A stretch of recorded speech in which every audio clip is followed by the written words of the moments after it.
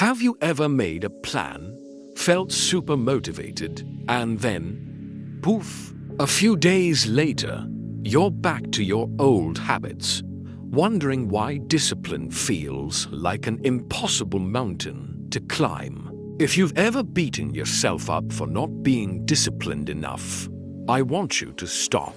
It's not just you, and you're not broken. Today, we're going to dive deep into why discipline feels so incredibly hard in our modern world. And trust me, it has a lot less to do with your personal willpower than you think. Let's get one thing straight first. Discipline isn't about punishment or forcing yourself to do things you hate. True discipline is about choosing what you want most over what you want now. It's about aligning your daily actions with your long-term goals. But in today's world, that simple concept has become a monumental challenge. Why? Well, the first culprit is something I call the instant gratification machine. Our world is literally designed to give us what we want right now. Feeling bored? Scroll through endless videos. Hungry? Food is a few taps away. Craving connection? Ping a friend across the globe. This constant stream of easy rewards trains our brains to expect immediate satisfaction for minimal effort. The neurochemical behind this is dopamine. Every time you get a notification, a like, or a quick laugh from a meme, your brain gets a tiny hit of dopamine. It feels good. So when it's time to do something hard, like studying for an exam, working on a long-term project, or going to the gym, your brain basically throws a tantrum. It screams, "Why would we do that boring, difficult thing when we could get a dozen dopamine hits in the next 5 minutes?" Just by looking at our phone, we're living in a world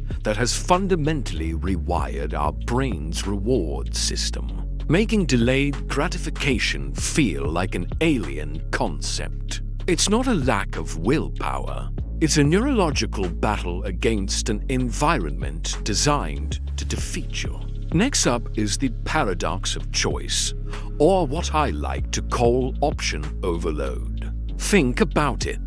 A few decades ago, your entertainment options were a handful of TV channels. Your snack options were whatever was in the pantry. Your career path was often more limited and straightforward.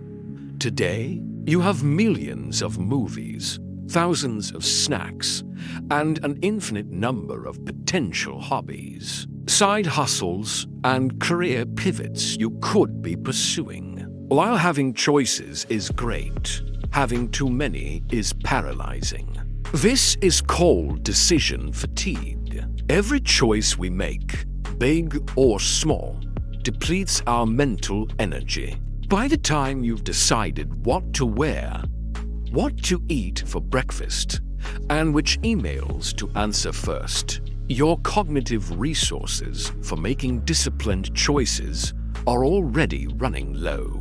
So when 3 p.m. hits, and you have to choose between finishing that report or watching just one episode of that new show, your tired brain will almost always take the path of least resistance. The sheer volume of options we face daily is a hidden drain on our discipline. The third major factor is the relentless cult of productivity and the hustle culture we see all over social media. We're bombarded with images of people waking up at 4 a.m., meditating, running a marathon, closing $1 million deal, and cooking a gourmet vegan meal, all before lunchtime. This creates an impossible standard. We see these highlight reels and think, that's what discipline looks like. When our own reality doesn't match up, we feel like failures.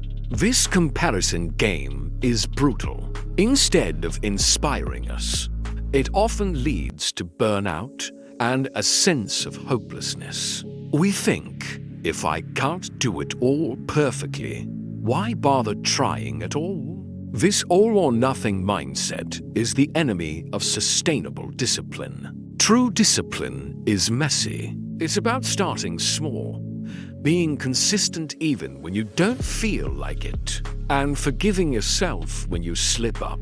Not about achieving a flawless, Instagram-worthy routine 24/7s. Let's also talk about the decline of clear structures and routines. For much of human history, life was more structured. The sun rising and setting dictated the workday. Meal times were fixed. Community and religious rituals provided a steady rhythm to the week. Now, with remote work, flexible hours, and a 24/7 global economy, those external structures have dissolved for many of us. We are the sole architects of our own day. While this freedom is amazing, it also places an enormous burden on our self-discipline. We have to be our own boss, our own timekeeper, and our own cheerleader.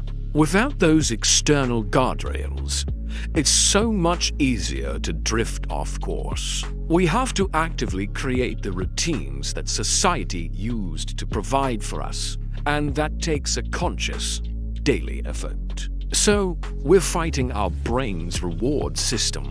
We're paralyzed by choice.